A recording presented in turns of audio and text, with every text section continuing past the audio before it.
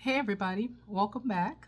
So today I want to discuss one of the number one ways to begin the process of breaking free from chronic stress and anxiety. Now, how many of you have ever heard the term, when you know better, you do better? How many of you actually believe that? That when you know better, you do better? It's one thing to believe it, but it's a whole different thing to actually do it. How many of you have ever said, I know I need to start exercising more, but you actually don't? Or I know I need to stop eating certain types of food. Do you do it? Now, I know I've been there. I said, I know I don't need any more sweets. I know better, but I don't always do better. Now, why is that?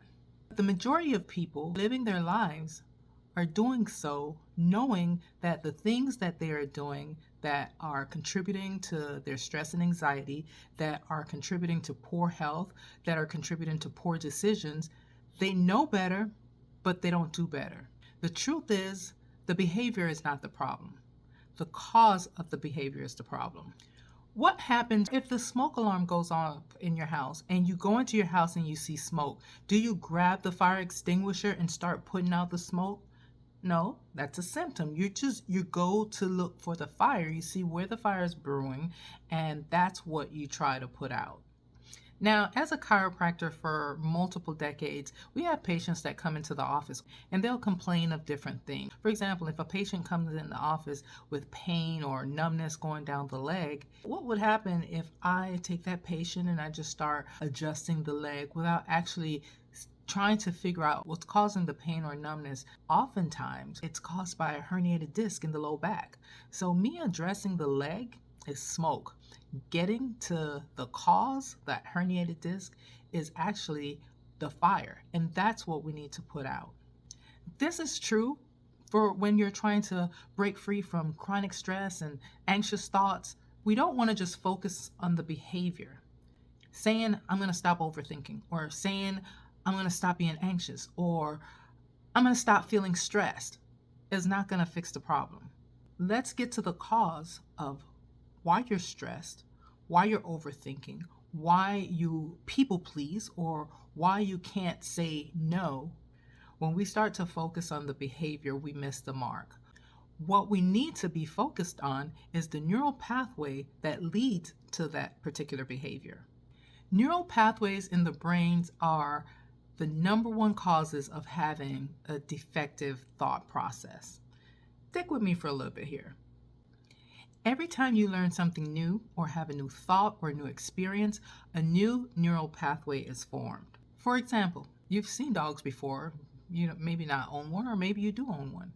But this particular day you're walking and that dog attacks you and just chases you, barks at you, and catches up to you and tries to nibble on your foot or whatever. That experience produces a strong emotional response. That creates a new neural pathway for you because that is a new experience. And there's something in your brain called the reticular activating system. It sifts through and filters millions of pieces of information coming into your brain every day, and it categorizes it. It activates those thoughts that are important, and then it stores away the rest. So because your encounter with that dog, it may have happened, it created a new neural pathway, you got over the experience, you have your life, and you move on. A year later or months later, you see a black dog.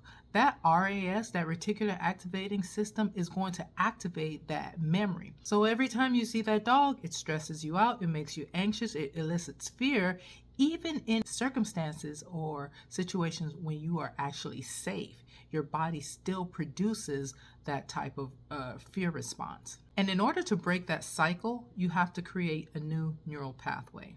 I can think of so many examples of how we get stuck in the same pattern of procrastination, self-sabotage, people-pleasing, overthinking. We lay at night, we're tired, but we can't fall asleep because we can't turn our brain off. We're thinking about, our project, work, kids. We're going over conversations that we've had with people. We're ruminating over emails or different things throughout the day. That becomes our habit. Those neural pathways are so deep You don't really have to do anything to continue living the life that you're living. But if you want to make changes, you have to create some new neural pathways. So how do you do that? You learn something new and you think new thoughts. The adaptability of your brain and the ability to change and rewire is called neuroplasticity. Your brain is remarkably adaptable. By creating new neural pathways, you can teach your brain and train your brain to break away from those old habits, those old pathways, and those old belief systems. If you want to change the way you think and how you respond to things, you have to create a new thought. There's an estimated 60,000 thoughts that we think in a day. We can't control all of the thoughts that come into our mind, but we can control the thoughts we choose to focus on. Your behavior moves in the direction of your strongest thought. So if you think that you'll never have enough, or you are frustrated about your relationship or your job, that it's just unfulfilling, your life will reflect those thoughts. Now, I know it may seem silly at first, but this comes with practice. If every time you have a negative thought about certain things, about yourself, about a situation, and it's not factual, grab a piece of paper, write that thought down, and then cross it out and write something positive to counter that. Try to have a different perspective. By consistently replacing negative thoughts with positive ones, what you're doing over time is training your brain to respond differently to different stressful situations. And so you can calm your nervous system and regulate your emotions. The second way to create new neural pathways is to learn something new. You'll be surprised at how learning a new activity can actually reduce your stress and your response to stress. We can't change the things that happen to us in our life, but we can change the way we respond to it. Imagine having the mental freedom to not react to everything that comes your way, to not get worked up and stressed out about things that are outside of you that you can't control. With practice and dedication, you can actually make lasting changes in how you think and how you feel. Let me tell you something. There are so many ways to calm your nervous system and distract yourself, like breathing, meditating, practicing mindfulness, progressive muscle relaxation techniques that can be done to calm you right away. All of those are great things. They're all temporary distractions to your brain to help you to relax in the moment. But if you want lasting effect, learning how to rewire your brain and change your thought pattern is going to be a game changer. There's a scripture in 2 Corinthians 10 verse 5. It says, "We demolish every argument and every pretension that exalts itself against the knowledge of God and take every thought captive." And basically that means that we have control over our thoughts. Our thoughts don't control us. I want to make sure that you have the tools to be able to navigate that. I hope this video helps, and I'll see you in the next video.